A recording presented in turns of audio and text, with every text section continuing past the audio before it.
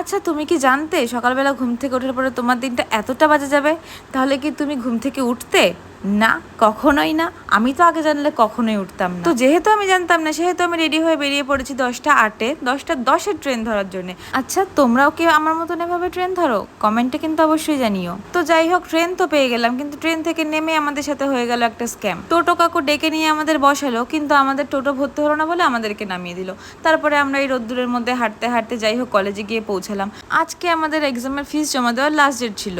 তো আমরা লাইন দিয়ে অনেকক্ষণ দাঁড়িয়ে থাকলাম, কিন্তু তারপরে আমাদের সাথে একটা ঝামেলা হয়ে গেল স্যারদের সাথে। তো আমরা ফিসটা জমা না দিয়েই আমরা চলে আসলাম। যেই কারণে আমরা গেলাম এত রোদ্দুরে গরমে কষ্ট করে, সেটাই আমাদের সাথে হলো না। আর দেখো, ঝামেলার জন্য আমরা টিফিনটাও কলেজে বসে খেতে পারলাম না, স্টেশনে বসে খেলাম। আর যেহেতু আমরা ট্রেনের টাইমের অনেকটা আগে পৌঁছে গেছিলাম, তো আমরা টিফিন খেয়ে একটু লুডো খেলে নিলাম। তারপর ট্রেন চলে আসলো, আমরা স্কুটিটা নিয়ে নিলাম। তারপরে আমরা একটা বিচ্ছিরি দিন কাটিয়ে বাড়ি চলে আসলাম। টাটা।